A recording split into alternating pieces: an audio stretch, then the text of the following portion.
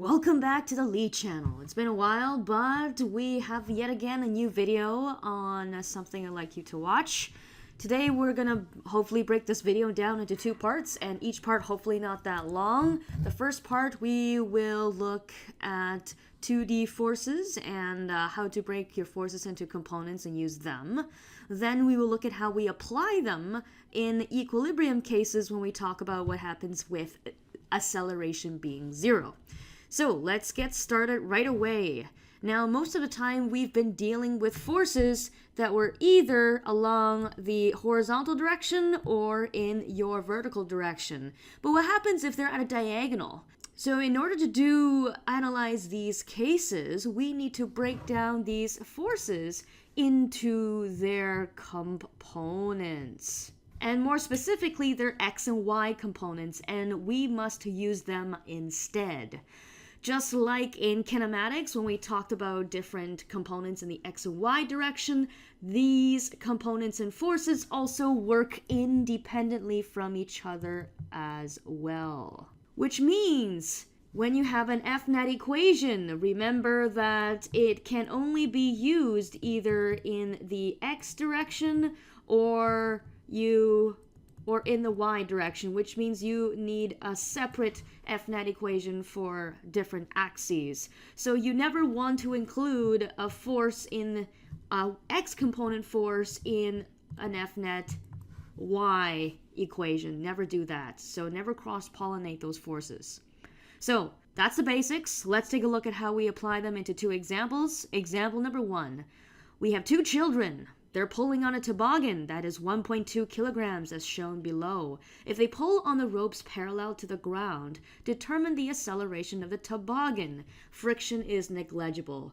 Now, when you take a look at this diagram, you have to imagine that you're looking down on this thing from a bird's eye view. So imagine you're a bird flying across the sky, you see a toboggan, you see two little children pulling the toboggan, you're kind of looking from top up down, directly down below you. So that's what this diagram kind of looks like.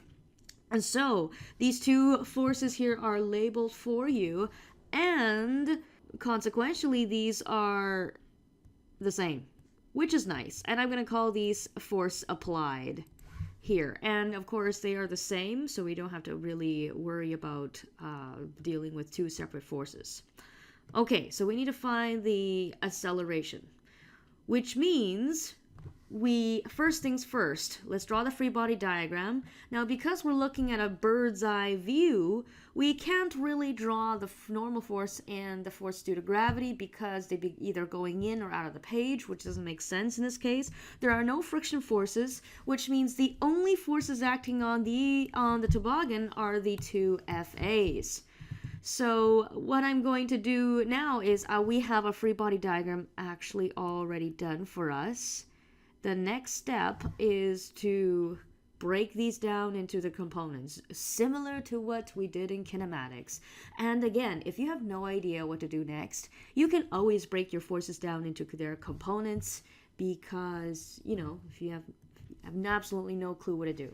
So I'm going to do this one here. We have the FAX component of the top force, and we also have one on the bottom. So we actually have two of these guys. And I'm going to call this FAX and then FAX again because we have two of them. Similarly, we also have an FAY and an FAY here. And because the two FAs are the same, the angles are the same, which means these two FAYs, you got it, should be equal to each other. They should be exactly the same, which means your toboggan is probably not going to accelerate up and down, which means, or actually vertically, in our case, this is our north direction included in our compass. Our vertical acceleration from this bird's eye view is going to be 0 meters per second squared. There, that saves us the trouble of looking at this in a vertical direction, which means the only thing that's going to make sense for us is looking at this from the x direction. So in the x direction, there is probably going to be acceleration due to the two AX forces. Then that's when you write down your F net equation. And I'm going to be specific. This is F net x. And this is equal to the mass of my system, which is my box, times the acceleration along the x direction. Your F net x is the sum of all forces along the x direction. Before, you are used to writing F net as being individual forces. But when we deal with 2D forces, we will have to deal with components of forces instead. So instead of writing FA, I'm going to write FAX.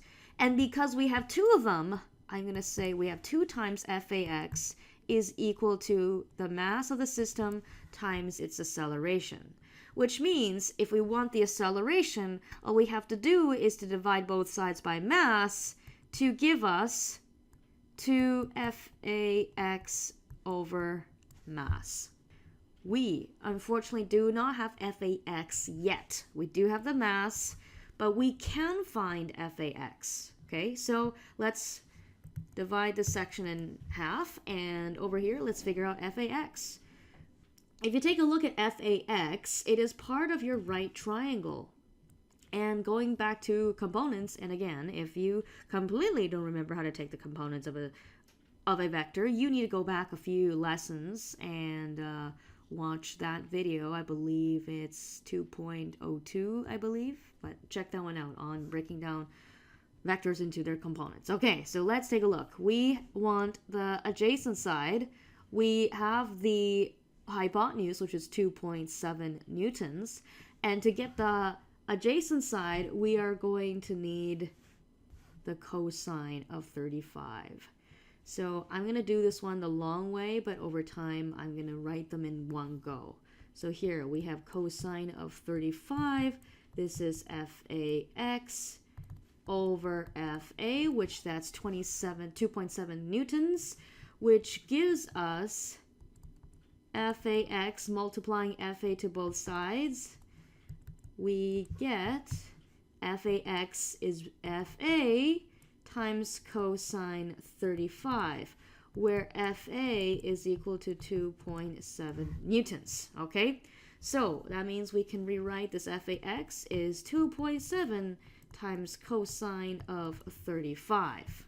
Now, we have everything, we just need to substitute everything in our equation, which then A, acceleration in the x direction, is going to be 2 times FAX. This is 2.7 times cosine of 35 over the mass, which is 1.2 kilograms. After you solve this out, you should have 3.7 meters per second squared. And then in my question, in the answer, I should have also included directions. If that is north, I'm assuming that is going to be east. And there we go. We have our first question.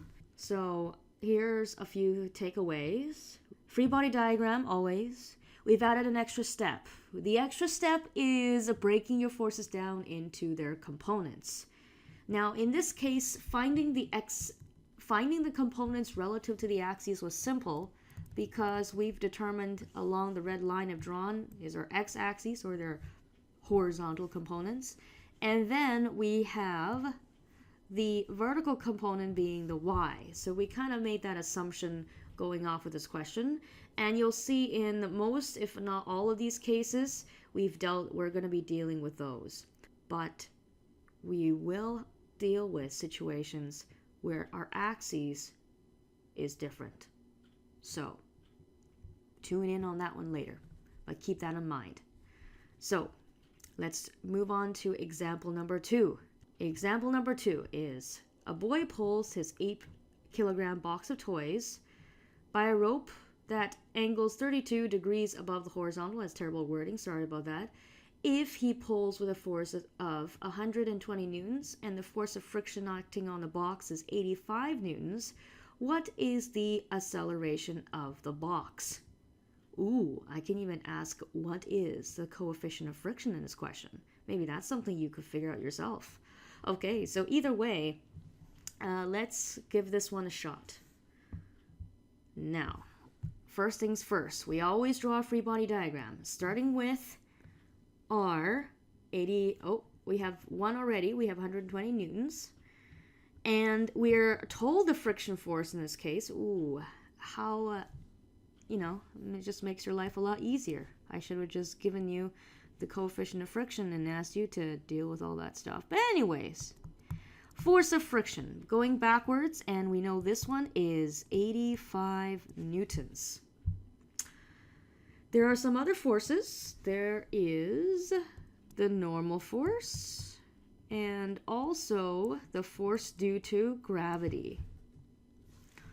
If we take a look at this case, we are assuming that this box is not going to be lifted up above the ground, and you might be wondering, oh, maybe this vertical component of this force might lift it above the ground.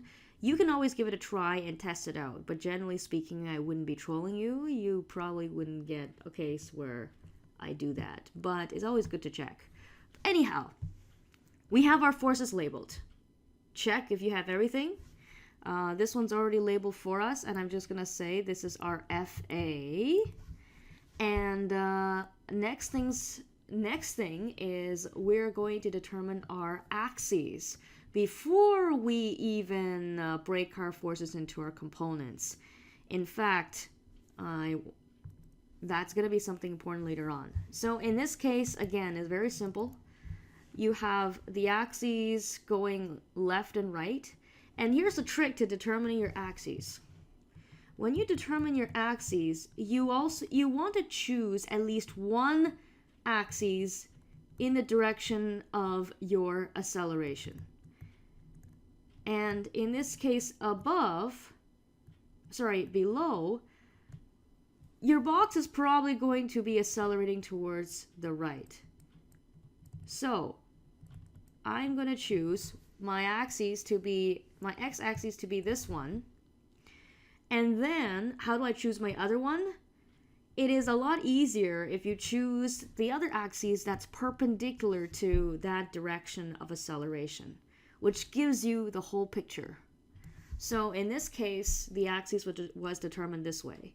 And I didn't talk about this above, which is my fault, but if you take a look at the direction of acceleration, one of the axes point along the direction of acceleration. You always want to choose your axes to make your life easier, and this is one way to do it. Otherwise, you have to look at components of acceleration, which is complex. You don't ever want to deal with that. Okay, so that should be a step right before you determine that. Now, also one thing is good to determine is whether or not you have acceleration along these directions. First of all, you probably will say that along the x-axis, you're probably going to get acceleration that's greater than 0, which means we have to figure that one out. We don't know that one yet. And along the y direction, if you're thinking about, oh, what if my FA is large enough to lift the box up? That's a good question, which is why if we check the components is not a bad thing. So let's do that. We have a component of FA in the x direction, FAX. Now I'm going to write this quickly now because I hoping that you're a little bit fine-tuned with your components. If you're not, you need to practice more on that one. So your FAX in this case will be FA, this is adjacent side, cosine 32. And then if we want the vertical component, which is FAY, this is going to be FA, the other one, which is sine 32. So if you want to check, we can even check if FA sine 32 is greater or equal to FG. And if it isn't, you will unlikely be able to lift the box up. So in case, if you're really wondering, here, let me just do the calculation on the side, and you can wait, and I'll just fast track this one. 120 newtons times sine 32. Let's get our calculator out.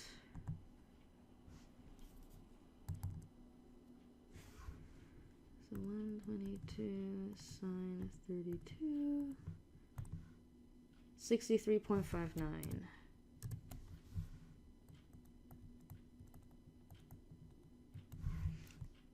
So I just found that this box is the FAY is 63.59 newtons.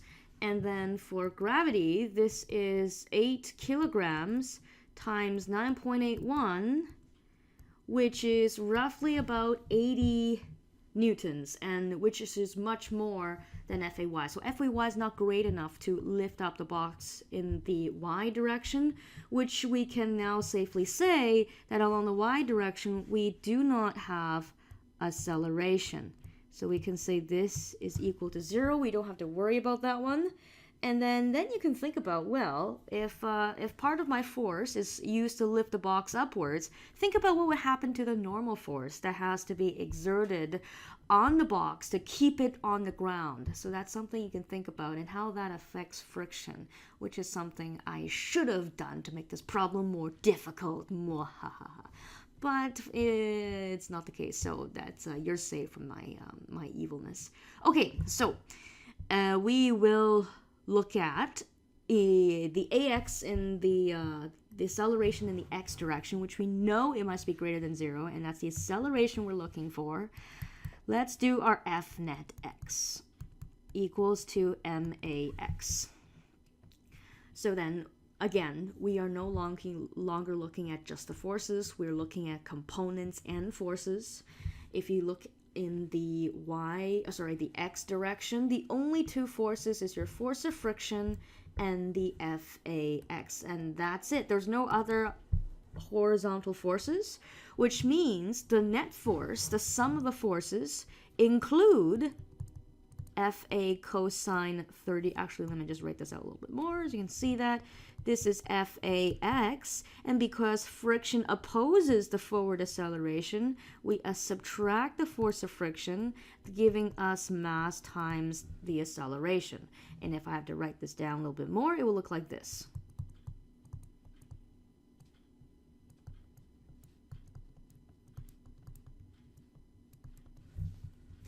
Now, solving for acceleration, I need to divide both sides by mass.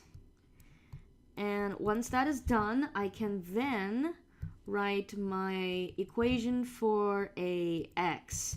Now, when you divide by the mass, you have to be very careful that you are dividing all your terms by the mass, because if you don't, you're going to come up with something very funny.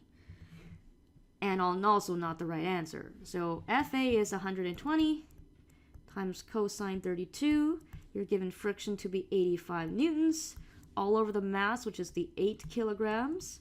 And solving this should give you 2.1 meters per second squared.